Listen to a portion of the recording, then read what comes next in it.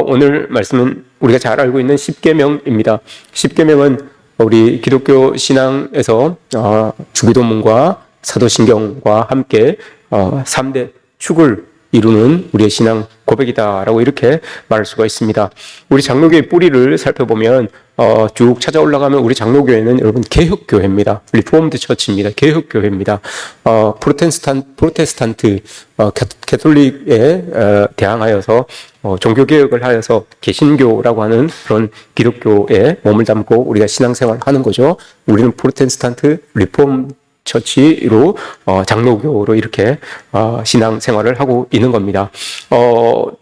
종교개혁을 시작하여서 우리가 프로테스탄트 신앙을 가지고 신앙생활을 하고 있는데 처음 그 종교개혁을 앞장서서 이루었던 사람들, 프로테스탄트들, 그들의 신앙을 보면 그들 역시도 이 십계명이라고 하는 것을 참 소중하게 생각했습니다. 먼저 한번 봅시다. 우리 장로교회의 창시자라고 할 수 있는 존 칼빈, 깔뱅이라고 하죠. 존 칼빈은 십계명에 대하여서 이렇게 이야기를 하였습니다.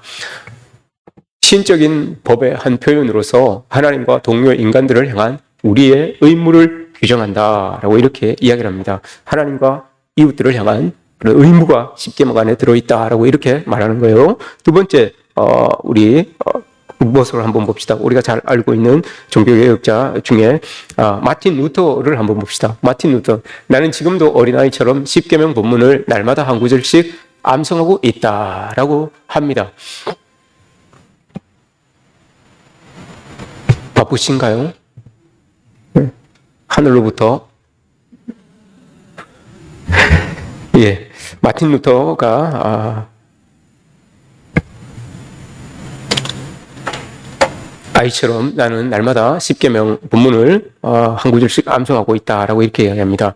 이게 믿음의 뿌리라서 그런 겁니다. 우리 믿음의 뿌리이기 때문에 날마다 암송하면서 하나님의 법에 나는 저촉되지 않게끔 살기를 다짐하는 그런 마음들이 있는 거죠.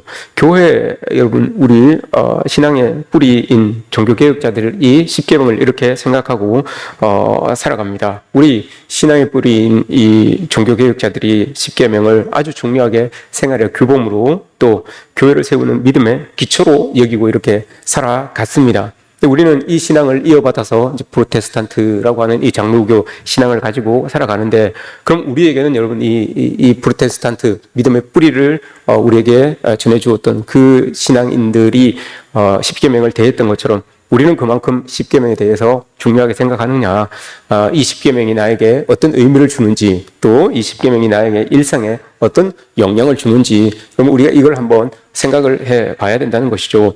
오늘 본문을 십계명을 가지고 한 계명을 가지고 여러분들에게 다 설명을 하면 참 좋겠죠. 언젠가 기회가 되면 그 한 구절을 가지고 우리가 설교를 할 수 있는 그런 시간을 한번 가져보겠습니다. 그럼 오늘은 전체적으로 십계명이라고 하는 것 우리가 어떻게 받아들여야 되는지, 이 안에 하나님께서 우리에게 주시는 의미는 뭔지, 그럼 이걸 먼저 알면 계명을 이렇게 우리가 읽어 나갈 때마다 그 뜻을 알 수가 있어요. 쉽게 이해할 수가 있어요. 십계명, 하나님의 마음입니다. 하나님의 우리를 향한 그 마음인데 과연 어떤 마음이 있느냐? 그럼 십계명을 이해하기 위해서는 키워드가 있습니다. 십계명에 담겨져 있는 키워드가 있는데, 여러분들이 십계명을 해석할 때 나는 이런 의미로 이런 방향으로 나는 십계명을 해석하겠다라고 해서 모두가 다 다르죠.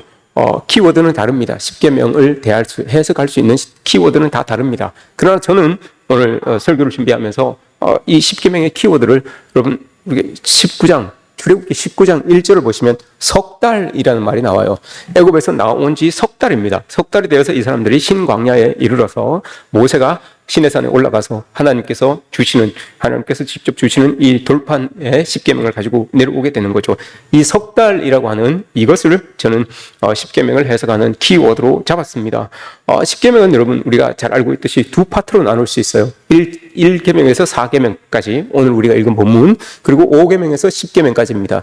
1계명에서 4계명까지는 하나님과 사람들과의 관계 속에서 있어져야 되는 것, 인간이 하나님을 향하여 이렇게 해야 됩니다라고 하는 부분들이 1계명에서 4계명까지 기록되어 있는 거예요. 그리고 5계명부터 10계명까지는 인간 대 인간, 사람들이 살아가면서 서로 이러하여야 합니다라고 하는 것을 5계명에서 10계명까지 이렇게 기록하여 두었습니다.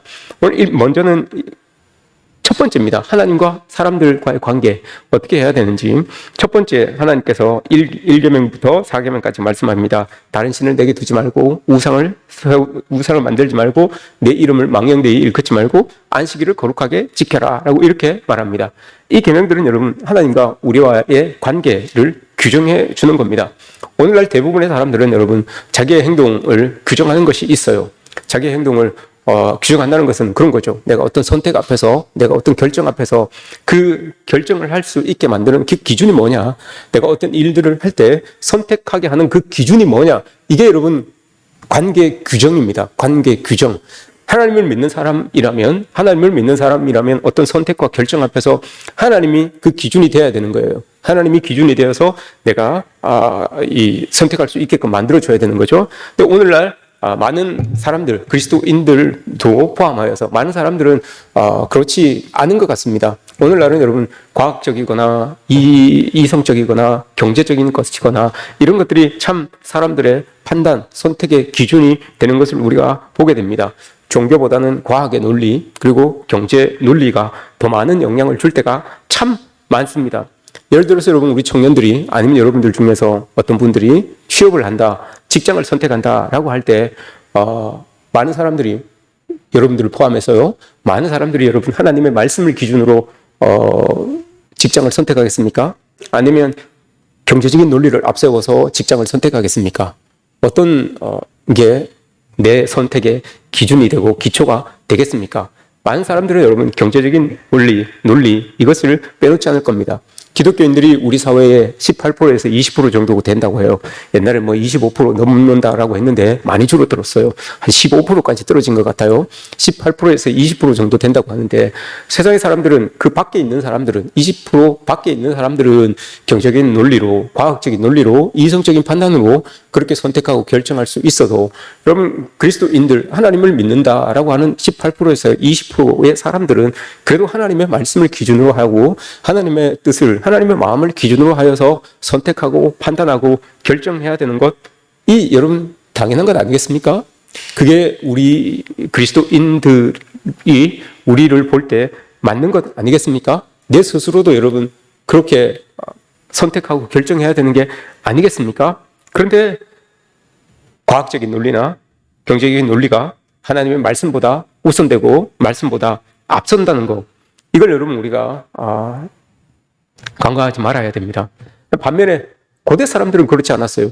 현대 사회는 경제적인 부분을 떠나서는 너무 어려우니까 그게 우리의 선택의 기준이 될 수도 있어요. 그러나 고대 사회는 여러분 그렇지 않았어요. 고대 사회는 오늘날 과학, 경제적인 부분들 이런 것들보다는 고대 사회 사람들은 신의 개념, 그들이 섬기고 있는 신의 개념, 이게 여러분 그들의 모든 삶의 자리를 이렇게 차지하고 있었어요. 생활 양식도 그렇고 가치관도 그렇고 세계관도 그렇고 이 사람들은 여기에다가 종교에다가 자기들이 섬기고 있는 이 종교의 모든 것을 다 기반하고 있었던 사람들이에요.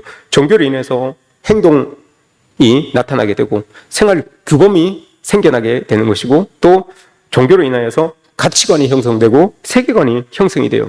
그 날 때부터 그 지역의 종교가 그 사람의 생각을 규정해버립니다. 내가 태어났는데 자기가 태어난 그곳에서 어떤 신을 섬기고 있어요. 그럼 그 신이 자기의 삶의 자리까지, 자기의 생각까지, 정신세계까지 이렇게 규정을 해버리는 그런 삶을 살아가는 거예요. 그렇게 되니까 이 사람들은 무엇을 먹을까, 무엇을 입을까, 이게 여러분 다 먹고 사는 문제, 음식의 문제까지도 그 종교, 그 신과 연관을 지어요. 입고 사는 문제까지도 그 신과, 자기들이 섬기는 신과 그 종교에 연관을 짓습니다. 그것뿐만이 아니에요. 먹는 것, 마시는 것, 입는 것뿐만이 아니라 아이들 교육, 정치, 제도, 모든 것들이 여러분 자기들이 섬기고 있는 그 종교와 신과 연관을 짓게 되어 있습니다. 복장의 문화든지 음식 문화든지 도덕, 예절 이런 모든 것들을 다 자기들이 섬기는 그 신과 연결을 시켜요. 그 관계 안으로 다 끌고 들어가는 거예요. 그게 고대 사람들이 종교 생활을 했던 모습이에요. 신을 섬겼던 모습이에요. 그럼 예를 들어서 우리가 잘 알고 있는 이슬람 국가를 여러분 보세요. 이슬람 국가도 자기들이 섬기고 있는 그 신, 그 종교와 모든 것들을 다 연관시켜요. 음식도 마찬가지잖아요. 음식을 보세요. 그 사람들이 돼지고기 안 먹잖아요. 이슬람교 자기들의 신이 여러분 싫어하는 거예요. 원치 않는 거예요. 그래서 음식을 돼지고기를 먹지 않잖아요. 복장도 보세요. 히잡을 입고 다니잖아요. 이 더운 날에 눈만 이렇게 내놓고 다 가리고 다니는 그런 것들 있잖아요. 그게 자기들이 신이 보기에 아름답지 않다는 거예요. 드러내놓고 다니는 모습들이 아름답지 않다는 거예요. 그러니 다 이렇게 다 싸고 다니잖아요. 하루에 여러분 5번씩 그 사람들은 시간을 맞춰서 기도합니다. 어디에 있든지 어떤 일을 하든지 뭐 어떤 상황이든지 간에 5번씩 절을 해요.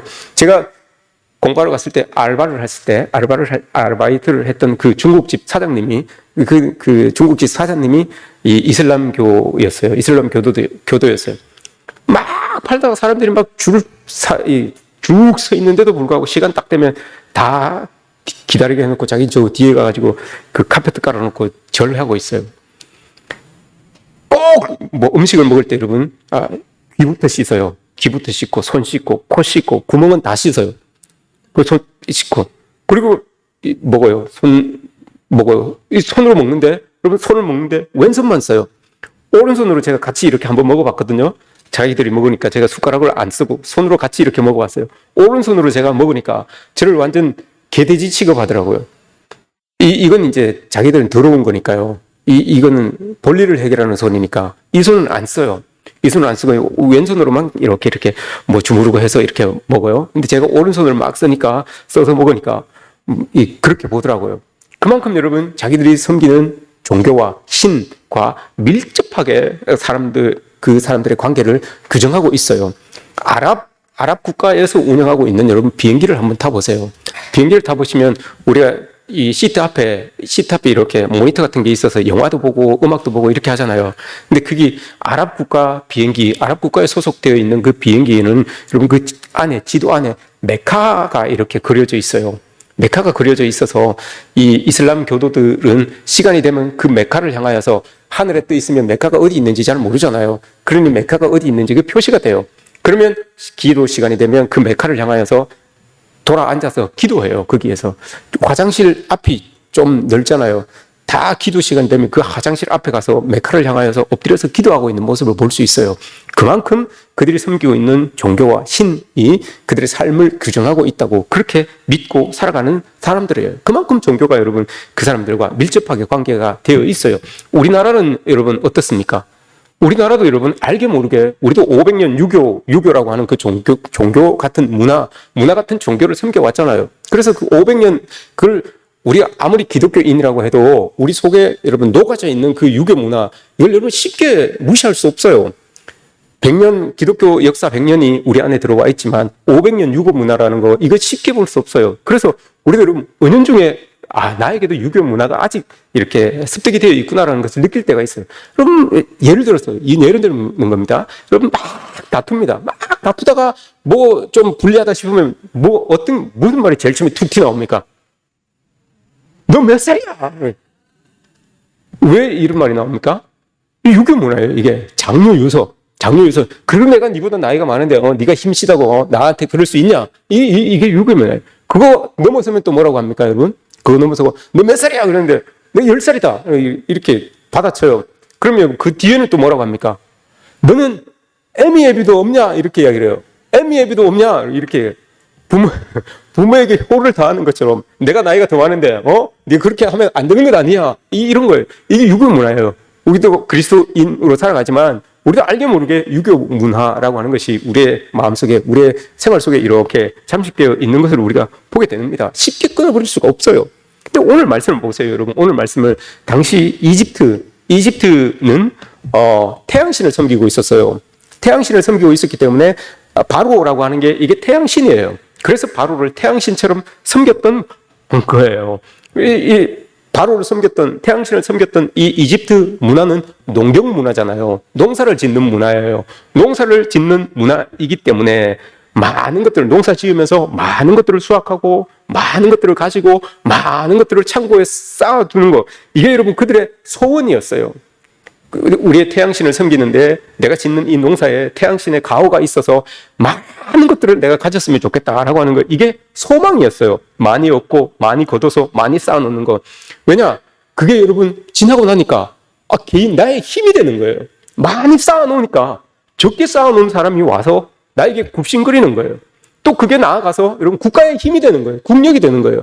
많이 쌓아놓은 그 국가에 여러분 적게 쌓아놓은 나라들이 와서 조공을 바치는 거예요. 머리를 굽신거리는 거예요. 그러다 보니까 더 많이 쌓기 위하여서 자기들이 섬기고 있었던 태양신을 더 열심히 더 잘 섬기기를 원하는 거예요. 왜냐?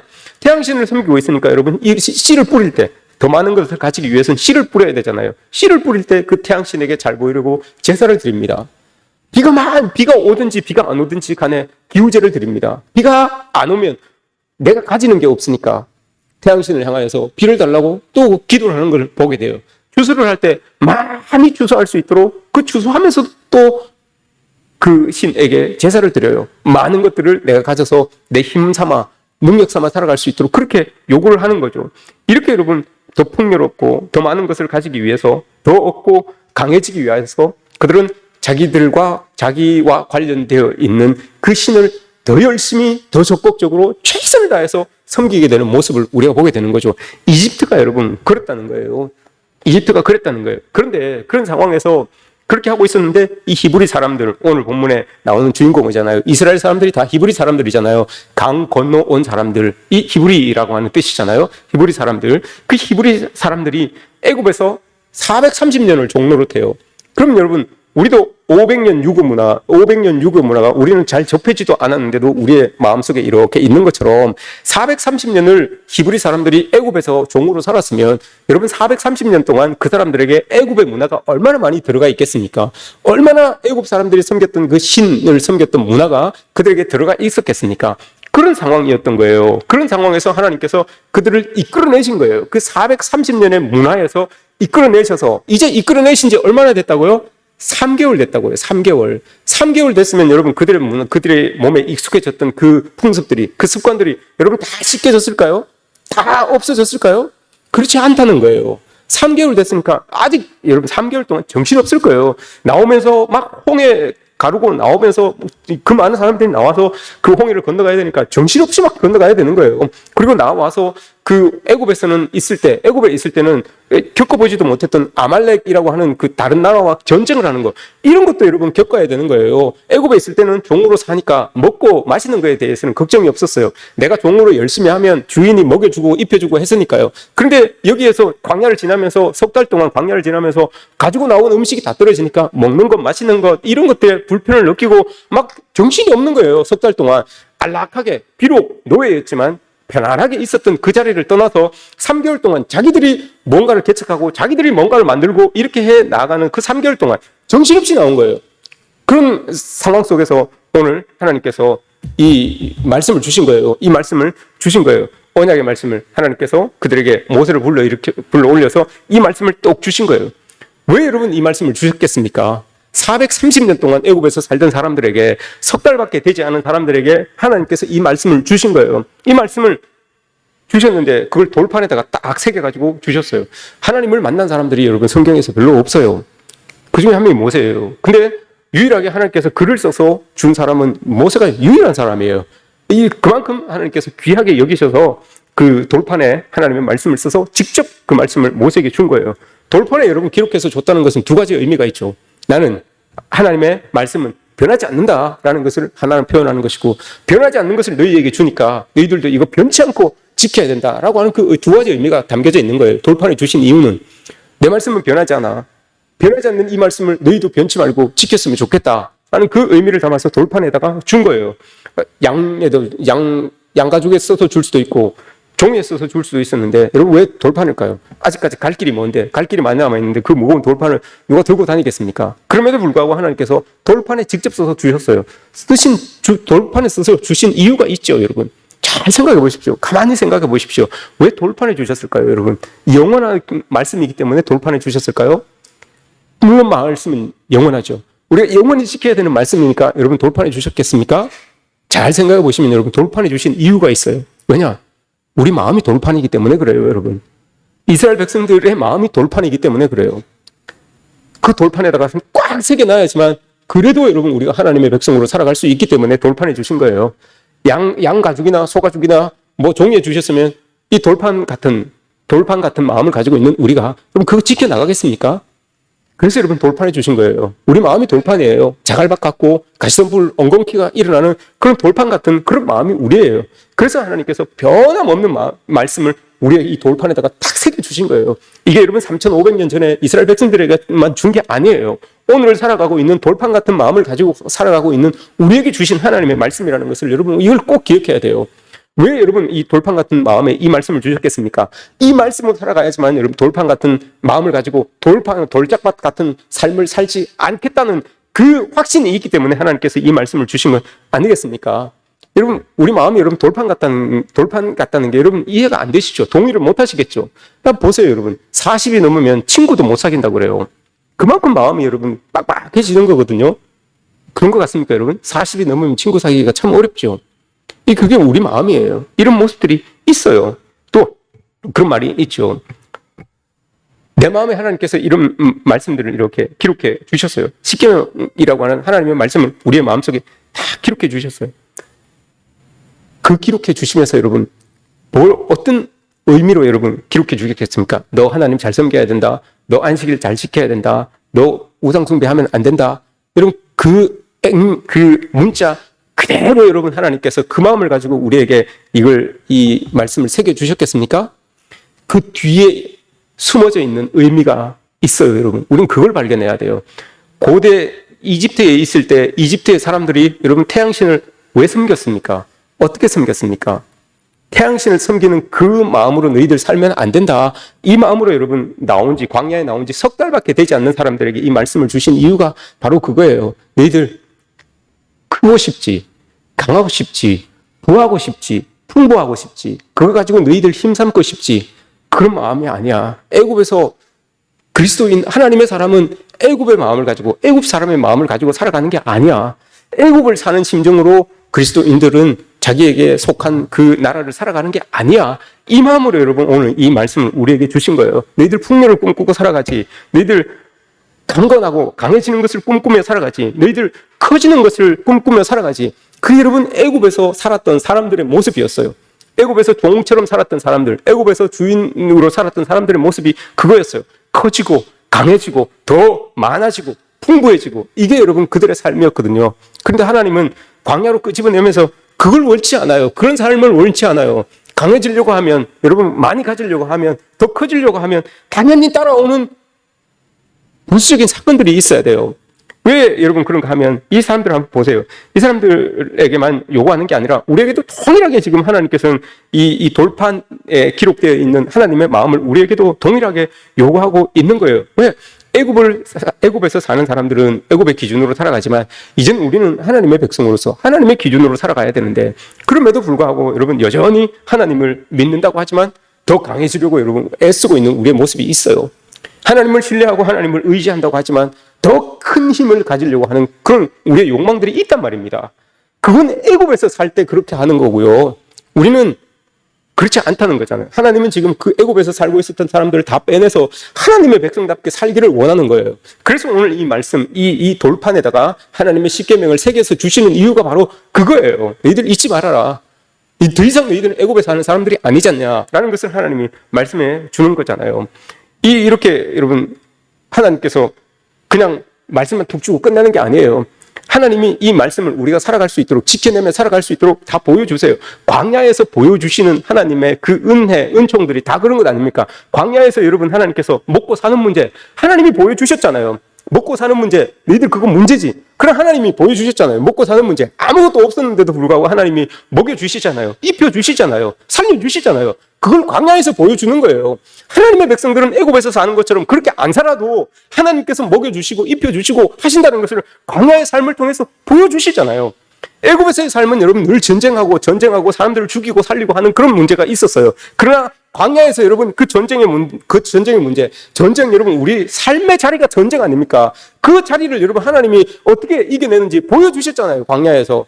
다 하나님께 맡기고 하나님의 의도대로 살아가면 하나님의 뜻대로 살아가면 우리에게 주어지는 그 삶의 전쟁도 하나님이 이겨내겠다, 치러주겠다. 하나님이 그 전쟁 가운데 힘이 되어주시고 능력이 되어주시겠다는 것을 여러분 광야의 삶을 통해서 보여주셨잖아요. 앞길을 여러분 우리가 놓고 걱정합니다. 애굽에서의 삶이 여러분 늘 이런 거예요. 어떻게 하면 더 빨리 갈까? 어떻게 하면 더 멀리 갈까? 어떻게 하면 사람들이 원하는 그 자리로 갈까? 이게 여러분 우리 삶의 고민 아닙니까? 앞으로 어떻게 살아가야 되는지 이게 우리의 삶의 고민이 아닙니까? 그러나 하나님께서 보여주셨잖아요. 광야에서 어디로 가야 될지, 어느 곳에 진을 쳐야 할지, 어디에 위치해야 될지조차도 모르는 그 이스라엘 백성들을 광야의 길 동안에, 광야의 삶을 통해서 하나님이 보여주셨잖아요. 여기 가라, 여기서 진 쳐라. 구름 기둥과 불 기둥이 떠오르면 너희들도 같이 또 걸어가야 된다. 하나님이 그걸 보여주셨잖아요.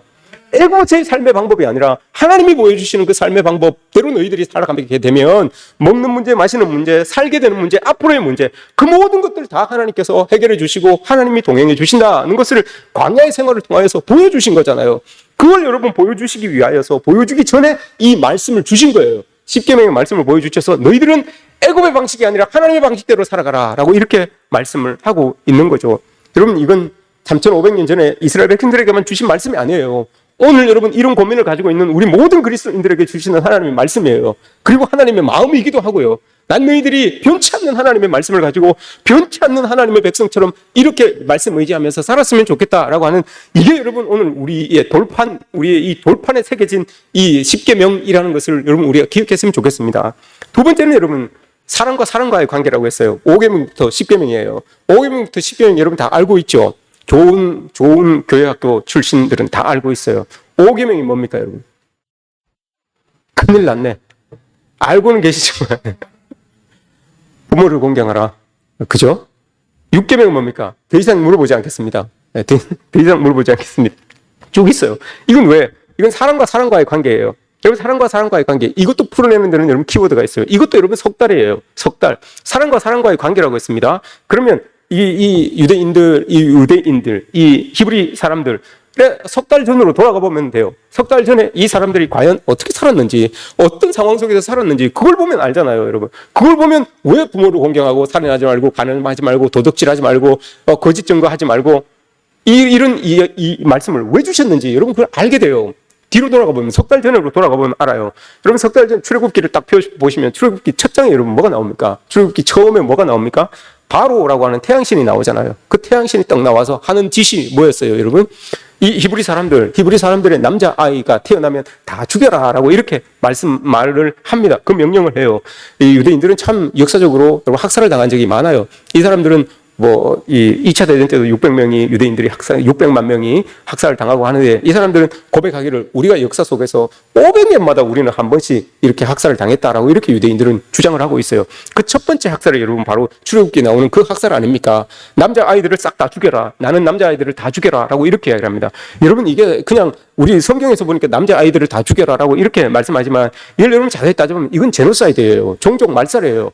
태어나는 남자아이들을 다 죽이면 어떻게 종족이 번성이 됩니까? 남자아이들을 다 죽이는데 이건 제노사이드예요. 바로가 그걸 원했다는 거죠. 히브리 사람들이 강성해지니까 더 커지니까 그걸 원치 않는 거예요. 그래서 다 죽였으면 하는 그런 마음을 가지고 있는 거죠. 그래서 여러분 그럼에도 불구하고 이스라엘 사람들, 이 유대인들은 그렇게 죽이면 죽음을 당할 수밖에 없는 그 상황이었다는 거예요. 이 이스라엘 백성들은 바로 죽이면 죽이는 대로 갖다 버리는 대로 그렇게 살아가야 되는 삶을 사는 사람들이 이 유대인들의 모습이었어요. 석 달 전까지만 해도 그랬단 말이에요. 그리고 또 어떻습니까? 그러면 아이들은 그렇게 죽어요. 그럼 어른들은 어떻습니까? 어른들의 모습은 어떻습니까? 출애굽기 1장 11절 말씀을 보시면 여러분 그들에게 노역을 시켜요. 감독을 두고 많은 양의 노역을 시켜서 그들을 힘들어하게 해라. 그리고 국고성 비돔과 람셋을 건축하게 해라 라고 이렇게 말합니다. 비돔과 람셋 여러분 한번 보세요. 비돔과 람셋이라고 하니까 무슨 부영 아파트 한 채 짓는 거 저렇게 생각하시면 안 돼요, 여러분. 예전에 비돔과 람셋이라고 하는 것은 신도시 하나를 짓는 거예요. 신도시 하나. 그냥 부영 아파트 한 단지 이렇게 짓는 게 아니에요. 한번 보세요. 그럼 저게 여러분 비돔과 람셋이에요. 계속 넘겨주세요. 이런 거예요. 사람 크기하고 저 비교가 됩니까, 여러분? 중앙에 사람이 있죠. 저걸 다 사람이 했다고요. 저걸 다 지금이야 포크레인도 있고 크레인도 있고 하니까 쉽죠. 그때는 없었어요, 여러분. 맨손으로 삽 가지고 했단 말입니다. 저걸 다 했어요. 하나 더 볼까요? 저런 걸 다 했다고요. 지금 여러분 비돔 람셋을 발굴하고 있어요. 발굴하면서 저게 지금 나오는 거거든요. 비동과 람셋을 지금 발굴하고 있는데 발굴하고 있는 기간이 지금까지 150년이에요. 150년 동안 발굴하고 있는데도 계속 발굴하고 있어요. 얼마나 많은 사람들이 얼마나 오랜 기간 동안 비동과 람셋을 건축하였는지 여러분 우리가 알 수 있죠. 그게 자기 그냥 뭐 아파트 한 동 짓고 하는 게 아니에요. 신도시 하나, 일산 신도시 하나, 분당 신도시 하나, 울산의 저 신도시 하나를 짓는 거예요. 그러니 거기에 이 이스라엘 사람들이, 유대인들이 동원이 되어서 그 일을 했다는 거예요. 얼마나 힘들고 어렵겠습니까? 얼마나 힘들고 어려운 상황이었겠습니까? 그런 상황 속에서 여러분 처음에는 뭐 이 지푸라기도 주고 벽돌을 구워서 저 다 벽돌로 한 거잖아요. 벽돌을 구워서 돌을 잘라서 이렇게 했는데 나중에는 지푸라기도 안 주잖아요. 나중에는 지푸라기도 안 주니까 노역은 노역대로 더 가중되고 일 할당량은 줄어들지도 않고 그러니 얼마나 힘들겠습니까? 여러분 출애굽기 5장 16절 말씀을 보시면 이 사람들이 그러다 보니까 막 싸워요. 그때 여러분 이 출애굽기 2장에 보시면 그 싸우는 와중에 모세라고 하는 사람이 종족이 이 애굽 사람들한테 맞으니까 화가 나가지고 가서 죽여버리잖아요. 그 내용이 그래서 나오는 거예요.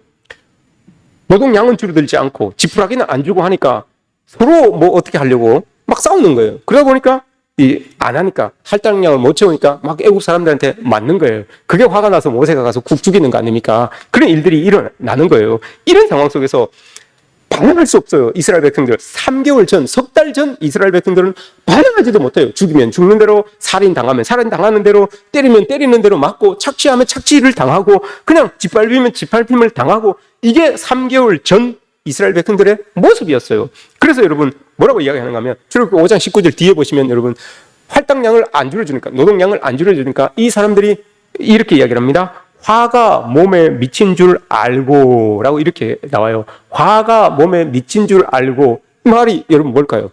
정신적으로 육체적으로 지치고 힘들어서 아프다는 거예요.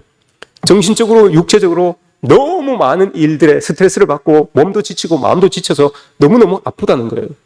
이런 상황이 3개월 전 이스라엘 백성들의 모습이었어요. 석 달 전 이스라엘 백성들의 모습이 이런 거였어요. 그런데 석 달이 지나고 난 다음에 하나님께서 그들에게 말씀하시기를, 이거 지금 5계명부터 10계명까지는 상호 돌보라는 거거든요. 상호 돌보라. 네가 저 사람에게 관심을 좀 가져주고, 네가 저 사람 좀 힘이 되어주고, 저 사람 좀 의지가 되어주고, 이 말이에요. 이 말이 5계명부터 10계명의 말이. 이건 여러분 그렇게 평생 동안 430년의 애국 문화를 가지고 살았던, 때리면 맞고 죽이면 죽고 하는, 착취하면 착취당하는 그런 삶을 살았던 이 이스라엘 백성들에게 이 하나님께서 주신 5계명에서 10계명, 이 말씀은 획기적인 거예요. 여러분 상상도 못했던 거예요. 자기들이 생각지도 못했던 거예요. 서로가 서로를 돌아본다는 거, 있을 수가 없는 일이었어요. 이 이스라엘 백성들에게 있어서는. 그런데 하나님께서 야, 너희들 서로가 서로를 돌봐야 되지 않겠냐라고 하면서 이 말씀을 주시는 거예요. 눈 뜨면 여러분 죽는 모습들이, 사람이 죽고 실려가 나가는 모습들이 눈 뜨면 그게 보였거든요. 눈 뜨면 여러분 들려오는 소리가 비명소리, 아파서 지르는 신음소리, 이런 소리, 앓는 소리, 이런 소리였는데 하나님께서 이들을 향하여서 석 달이 딱 지나고 난 다음에 너희 서로를 돌아봐라. 너희 서로를 챙겨주어라 라고 하는 이 말씀이 들리니까 이 사람들이 놀랄 수밖에 없는 거예요. 이런 공동체를 너희들이 바꾸어 가라 라고 이렇게 말씀을 하는 겁니다. 여러분 그 안식일이 여러분 우리에게 주어지는 의미가 그냥 쉽지 않아요. 예배를 드리는 거 이게 중요하지만 여러분 안식일을 통하여서 예배를 드리는 거 이게 우선이지만 그 안에 담겨져 있는 의미가 있어요. 오늘 하나님께서 안식일을 거룩히 지키라라고 하는 의미가 여러분 담겨져 있어요. 왜요? 여러분 이 사람들도 이야기하잖아요. 화가 자기 몸에 미친 줄 알고 몸도 지치고 마음도 지치고 정신도 지치고 너무너무 힘든 거예요. 너무너무 힘든 상황에서 너희들 스스로를 돌아봐라 라고 이렇게 말씀을 해주시잖아요. 안식일이 여러분 우리에게 이런 의미가 있다고요. 하나님께서 우리를 다스려 주시고 하나님이 우리를 돌봐주시는 그 은혜 속에서 우리의 지친 몸들, 우리의 지친 정신들이 여러분 회복되는 시간이 바로 이 안식일의 시간이다 라고 하는 것을 우리는 기억하고 나가야 되는 거예요. 그래서 오늘 이 말씀을 주시는 거예요. 한번 보세요 여러분. 일의 강도나 책임져야 할 할당량들 우리에게는 여러분 없습니까? 3,500년 전에 이스라엘 백성들에게만 있었습니까? 우리에게도 여러분 다 있었어요. 우리에게도 지금도 있어요. 여러분들이 밖에 나가서 또 월요일이면 감당해야 될 일들, 또 책임져야 할 그 상황들 여러분 많아요. 이런 일들이 우리에게도 있어요.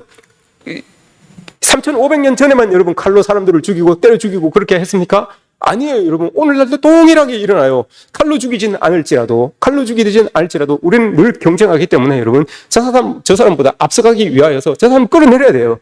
도태시켜야 돼요. 저 사람들을 밟고 올라서야 돼요. 이게 여러분 죽이는 거 아닙니까? 이게 그 사람들을 여러분 없이 하는 것 아닙니까? 거짓으로라도 여러분 사람들을 밟고 올라서야 되는 게 우리의 모습이에요. 속여서라도 나의 것을 취하고 나의 것을 감철시켜야 되는 게 여러분 우리의 삶의 모습이에요. 애굽의 모습과 전혀 다른 게 없어요. 3,500년 전 애굽의 모습과 전혀 다른 게 없어요. 그렇게 살아가는 이스라엘 백성들에게 하나님께서 새로운 계명을 주셨듯이 오늘날도 여러분 그렇게 동일하게 살아가고 있는 그리스도인들에게 하나님께서 이 계명을, 새로운 계명을 우리에게 이 돌판 같은 우리의 마음속에다가 주는 거예요. 그래서 너희들은 애굽의 방식대로 살지 말고 하나님의 방식대로 좀 이 땅을 살아갈 수 없겠니? 라고 우리에게 말씀하는 것 아니겠습니까? 이런 모습들이 여러분 우리에게 있어져야 된다는 겁니다. 풍요의 크기, 힘의 강하고 약함, 이런 것들이 여러분 우리의 가치관이 아니라 하나님께서 주시는 이런 가치관, 이걸 가지고 여러분 우리가 살아가야 된다라고 이렇게 하나님은 지금 우리에게 말씀을 해주고 있는 겁니다.